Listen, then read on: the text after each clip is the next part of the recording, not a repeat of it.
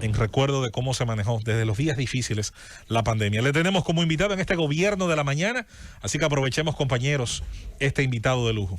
Buenos días, doctor. Bueno, muy buenos días. Quiero, antes que nada, con este regreso a la Z, recordar al amigo, maestro, gran trabajador de A Carta Cabal, Willy Rodríguez. 2 días antes de su ingreso al hospital, había conversado con él muy animadamente, muy optimista, y paradójicamente la vida es tan chusca que hoy no contamos con Willy Rodríguez en la Z y en el país.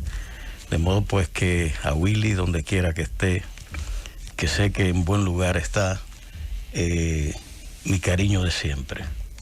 Y a don Álvaro, este vacío hoy le da todavía una relevancia porque su presencia aquí significa un reforzamiento de esa ausencia, una ayuda enorme para la opinión pública, esa ausencia notable de Willy Rodríguez. Doctor, gracias, muy amable de su parte. Hago lo que puedo, porque Willy me está esperando. Doctor Rafael Sánchez Cárdenas, ex pasado ministro de Salud de la República Dominicana. Creo que usted tiene algunas inquietudes con respecto a la situación, la programación de la desescalada para el toque de queda que ha sido anunciada por el presidente Luis Abinader. Bueno, hemos estado señalando a raíz de que se dio a conocer el plan de 21 días, una desescalada por semana, señalando algunos elementos. Número uno, que lo veo muy apresurado, y segundo, que no se hizo una planificación basada en el ciclo biológico del virus, que es de 14 días, sino por semana. Con lo cual, pues lógicamente, la observación epidemiológica que se debe hacer del comportamiento se corta en el periodo prácticamente de incubación del virus. Si fueran 14 días, pues podemos ver un ciclo completo de una oleada que habitualmente se da. Y eso yo creo que es una debilidad en esa planificación. Puedo decir que mi impresión, por tanto, es que es una planificación hecha más por motivaciones económicas y de la economía que valorando y sopesando esa parte sanitaria de manera importante. Cuando en junio del año pasado se anunció un plan de ir buscando niveles de superación, no sé si fue desescalada el término, pero cuando se anunció un plan por niveles que luego no se pudo llevar a cabo por distintas razones, ¿estaba basado en esos 14 días, en esa oportunidad? Sí. Mire, qué interesante. Sí, estaba basado en esos 14 días y en algún momento pues se extendió incluso una de las fases debido a los números de los casos que se estaban dando. Ese era el término. Porque precisamente es lo que estoy diciendo, o sea, estamos vigilando a alguien cuyo comportamiento tiene un ciclo de 14 días y por tanto esa observación para la desescalada, que es bueno que se tenga en cuenta lo siguiente: la apertura lo que significa es abrir la economía, abrir los contactos sociales y todas las actividades que implican rompimiento del distanciamiento. Una vuelta a la sociabilidad, todo lo que implica, incluso hasta la vida cultural también. En ese ambiente de apertura precisamente es donde se crían y desarrollan los contagios. Y son los que han llevado. Francia hace 2 semanas abrió después de más de un mes, cerrada a canto, donde París parecía un cementerio. Y abre posteriormente con un 2% de positividad.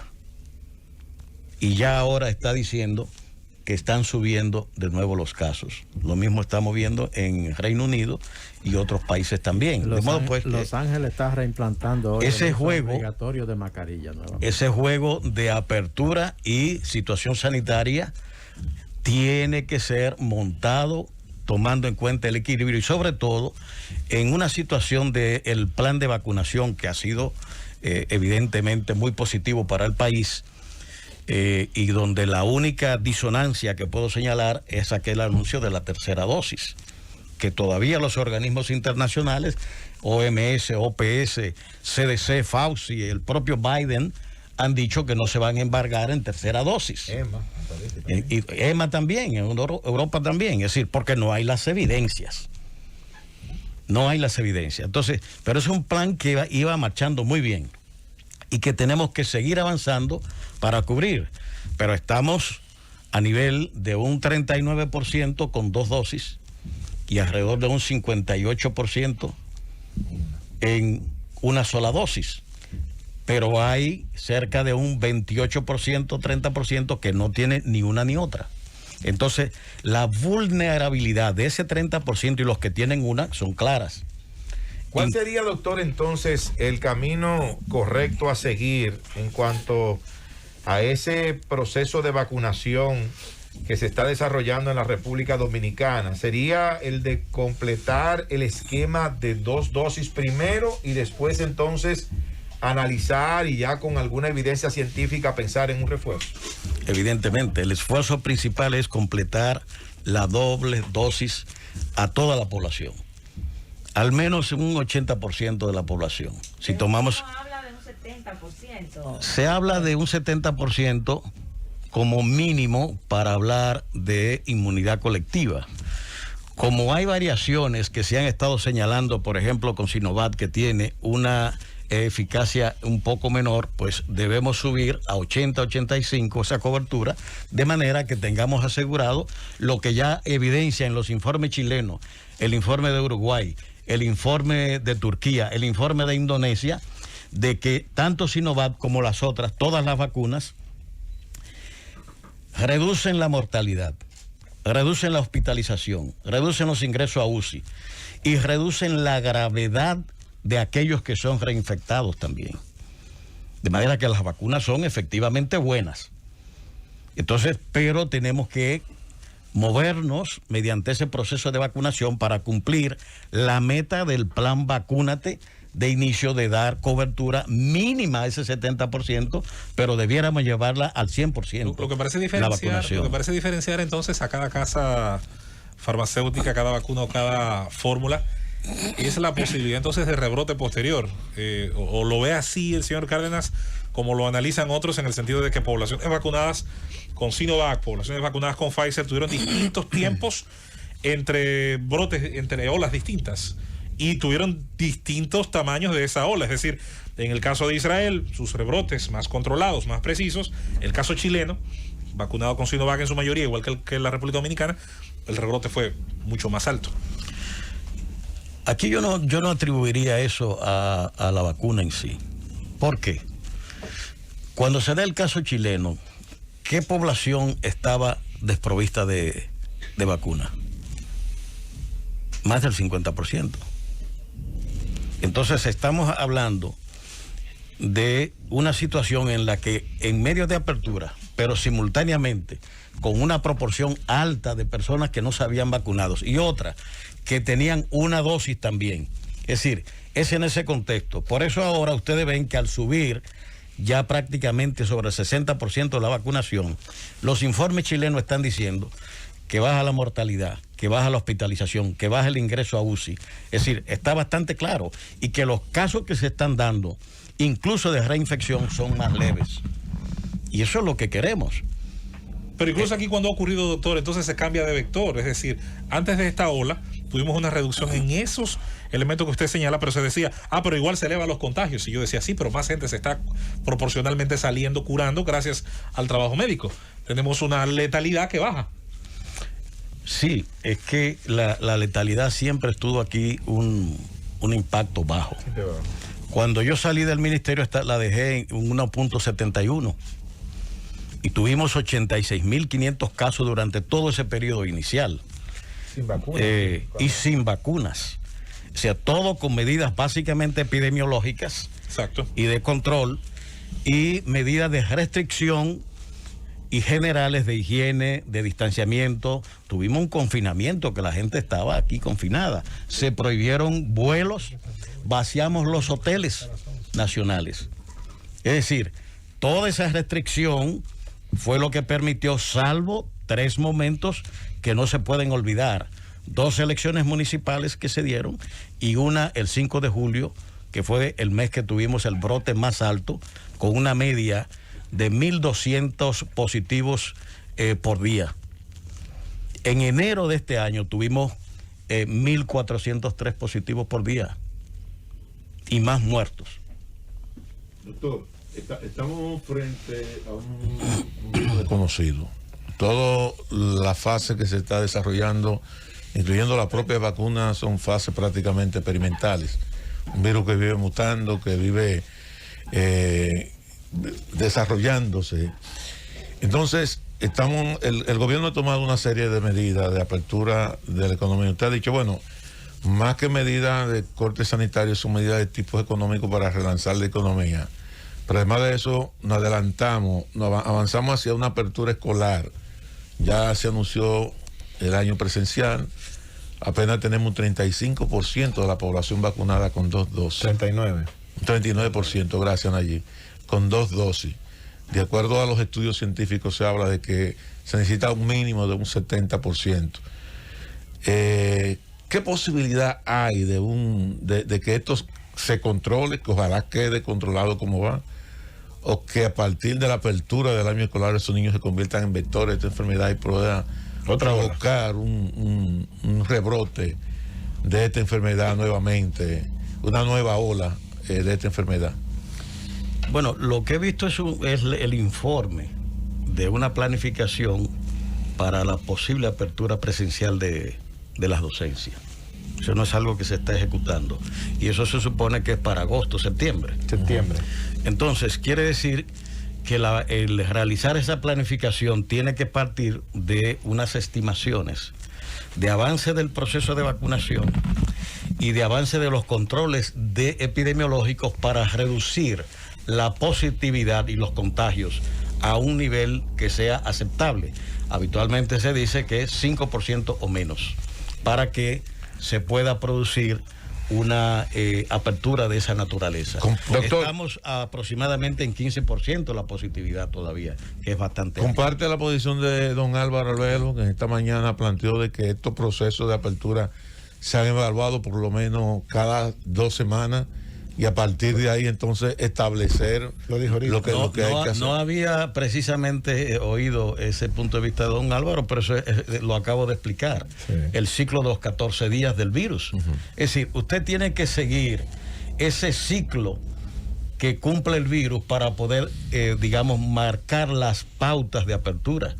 Una primera etapa de ese primer ciclo, una segunda, 14 días más. Dependiendo, pudiera ser que si los 14 días primero en la planificación usted tiene una reducción significativa, con reducción de contagios, reducción de internamientos, entonces usted puede acortar a 10 días, 9 días, pero con evidencia ya en la mano de que ciertamente las medidas van produciendo resultados. Así es, doctor. De lo contrario, tiene que seguirse las 2 semanas como periodo de observación y control. Quería preguntarle, doctor, si en la República Dominicana tenemos ya la variante Delta, si está esa variante circulando en nuestro país. Bueno, el Ministerio de Salud Pública y la Comisión informó en una reunión que tuvimos precisamente en el Palacio Nacional con el gabinete y el presidente, de que se habían enviado las muestras al CDC y a Brasil con fines de determinar si dentro de esos el virus circulante estaba la Delta. Todavía no conozco que se haya dado a conocer esos resultados. Información ayer de que se espera para esta semana. Bueno, De la llegada de esos. entonces tenemos que esperar Sí. para ver si realmente está circulando aquí o no, porque no tenemos otra forma. Doctor, volviendo al tema de la tercera dosis, una persona que ha tenido el COVID,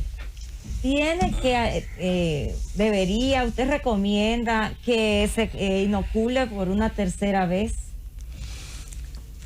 Lo que recomiendo es completar las 2 dosis. Si esa persona además en algún momento tuvo el COVID, lógicamente que tiene que tener una reacción inmunitaria natural.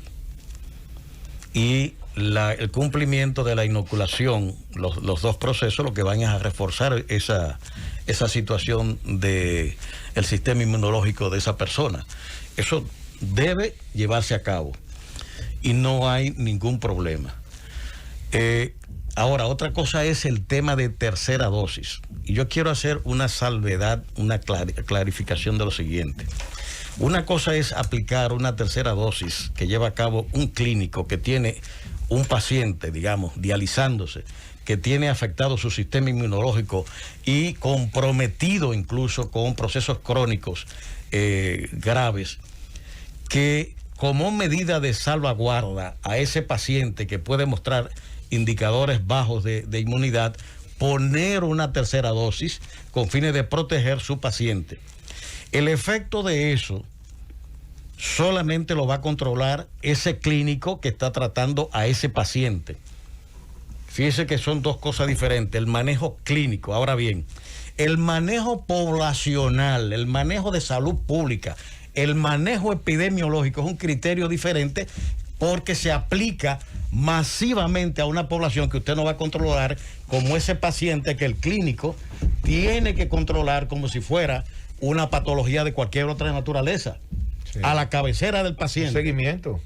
En su seguimiento para mantener sus parámetros controlados.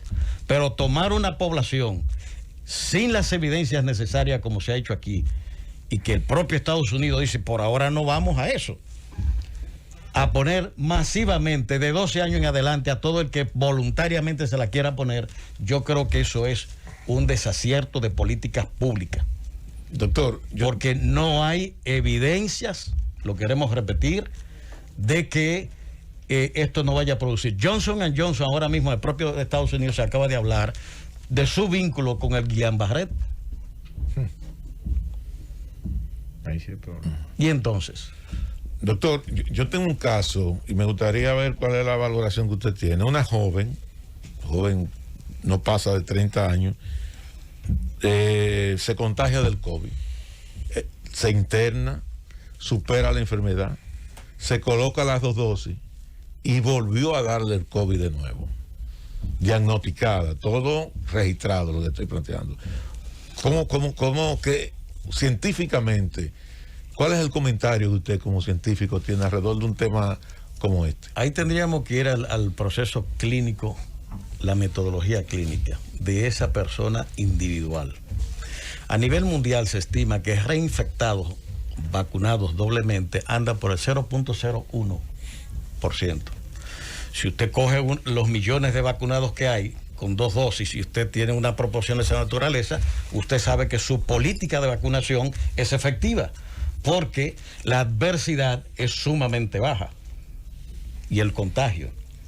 Por tanto, su política es correcta. Ahora bien, en este caso tendríamos que ver de manera concreta algunas cosas que puedo decir. Está positiva, se hizo un antígeno, se hizo un PCR.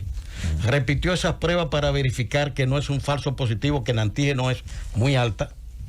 Y ustedes están viendo en el boletín que la proporción de pruebas de antígeno está por encima ya de la PCR, que es el prototipo fundamental en las pruebas en este sentido. Que sean seguras. Entonces, es mucho más segura y efectiva. Claro.